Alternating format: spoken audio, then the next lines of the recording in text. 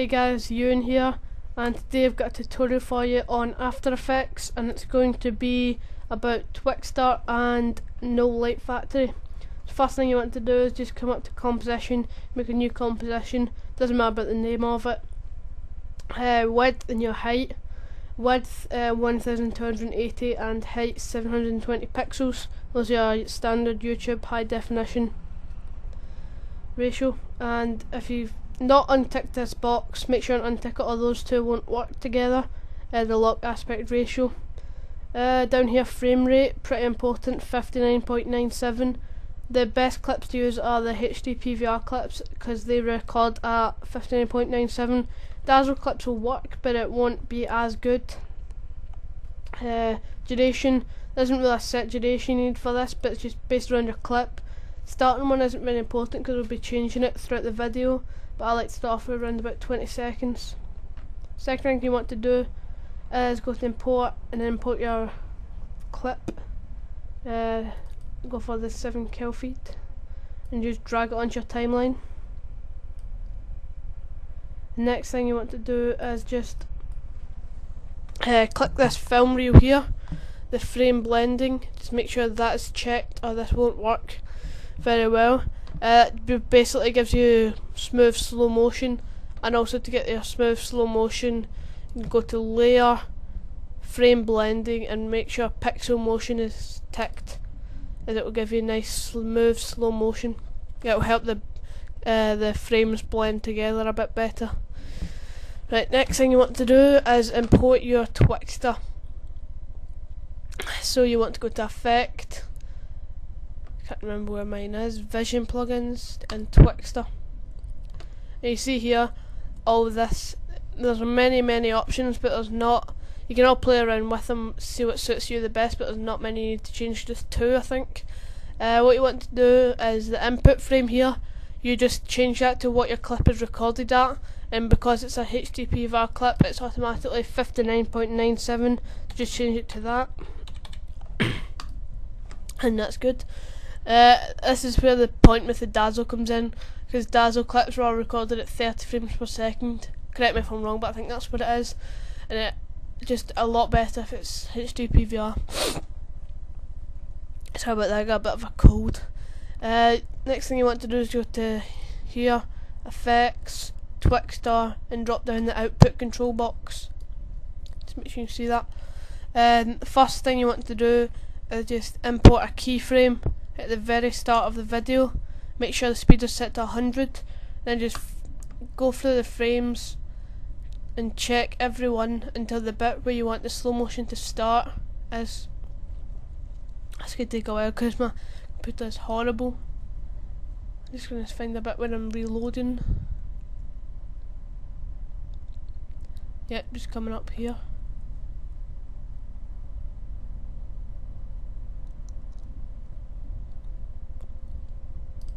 Take it forward a wee bit. I think it could have been a bit much there.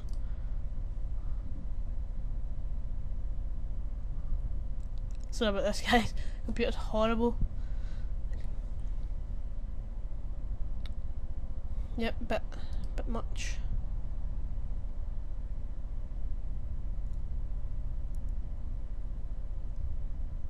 Okay, there we go. So what I want to do here is just set another keyframe and make sure it's set at 100 again, and just go forward a few frames.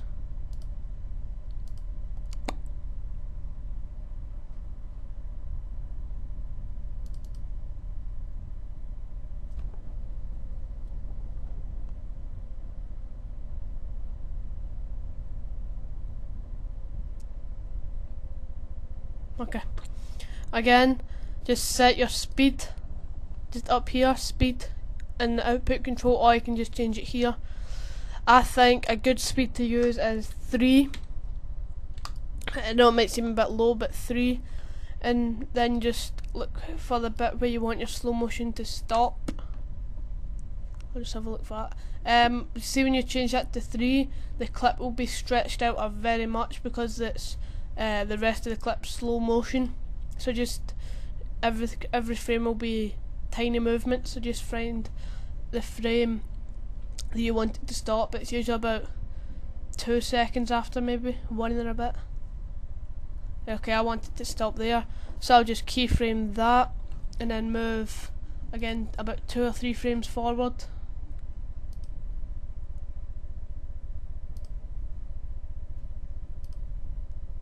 Then up here just change your speed to 100 again, because if you don't it will just remain at the end. The rest of the video will be at speed 3. Again, just go to the part there. Now you can see again it's sped back up, but what you can see here is that the video will end before your stock footage could say be about 20 seconds. Because you've added in that slow motion part, it could be about 23 seconds now, so your footage will end early. The easiest way to fix that is just go up to layer, time. I mean, there's a few ways to do this, but this is just the one that works for me, and it's also the easiest. And enable time remapping. This basically just allows you to stretch out the clip. Just need to fix this again.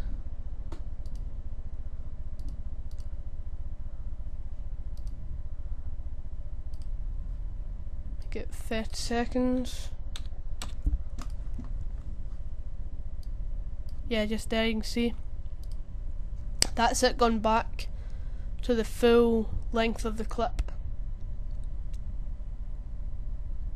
Just allow that to render out the frame.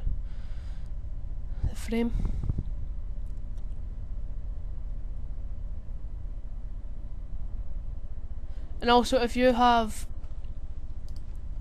got a clip that has got a lot of motion in it, then it'll make a lot of distortion in the slow motion. So it's a lot easier just to use a video that's got not a lot of motion in it, but it has, like, the best thing that I would say to use it on is reloading. Like this one was reloading, and the one I've got an example to show you at the end which are reloading, and they're just probably the best ones. It's not a thing you would use in a montage really, but it can just be used. Just find out what time that is so I can change my composition to that.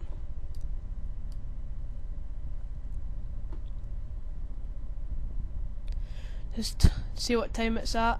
27:50. Up here again, composition settings, time 27:50. That's it, basically done the Twixtor part. That's your Twixtor here.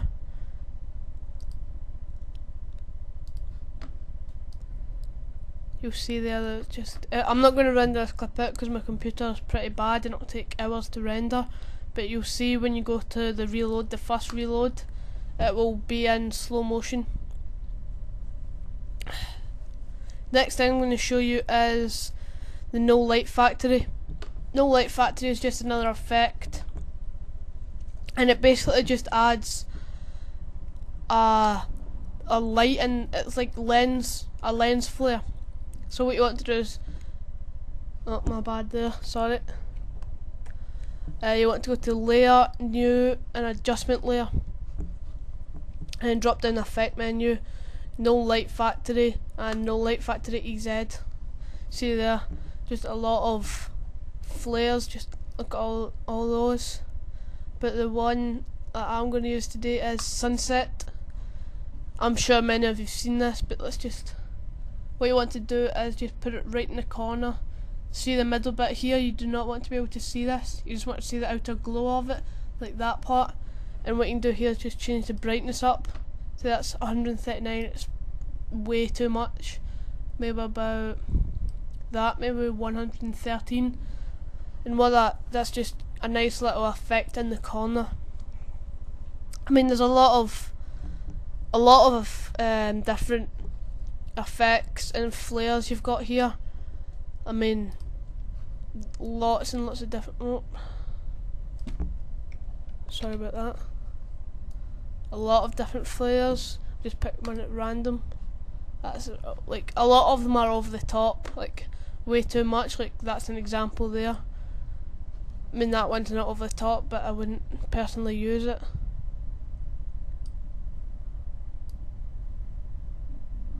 You can't really see it, but the best one in my opinion is the sunset. Have it in the corner. Again, make sure you cannot see that middle bit. Just play around with brightness and it'll put it up, make it brighter. I like 113, I think that's a good number. And what you can do is, if you drop down this menu here in Effects, Light Factory, what you've got is your effects again, like we did in Twixtor. And what you can do is set a keyframe. You can make it start at a certain point, like, but I'm just going to start mine at 0. So if you wanted yours starting at 5 seconds, you'd make a keyframe on 0 seconds and make the brightness 0 and go to about a few frames before 5 seconds, but another keyframe at 0, then go to 5 seconds, keyframe it and put out the brightness you'd want. I'm just going to start mine at 0, keyframe that, move forward to about 5 seconds,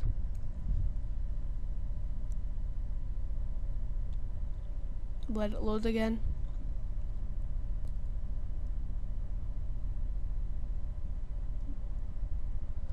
Then just change the brightness up again, about 117 maybe.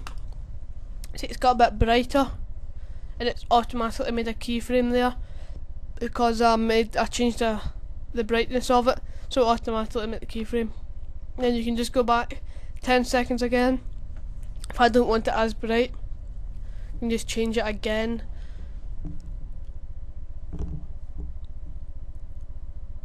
Change it up to 113 again, back to what it's like at the start.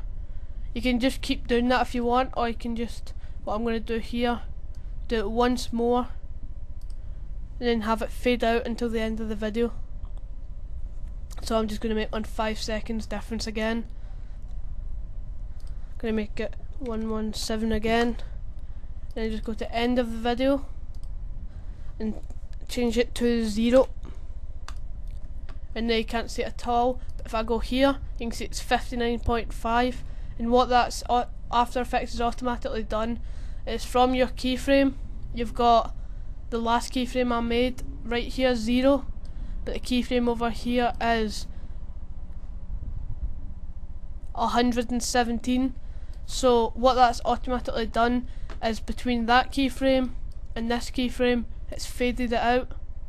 It's gone from 117 to 0 gradually, every frame dropping a little bit, so just in the middle 59.5. You can barely see that, but you can see it's fading.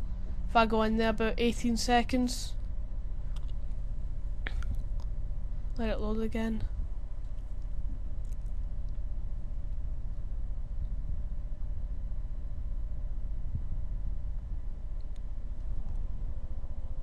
You see it there? It's not as bright as what it was, but it's still there.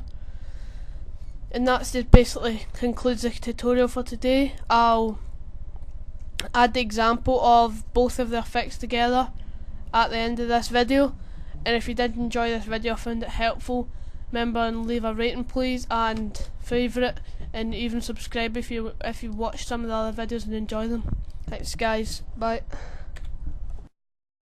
It's empty in the valley of your heart. The sun, it rises slowly as you walk away from all the fears and all the faults you've left behind.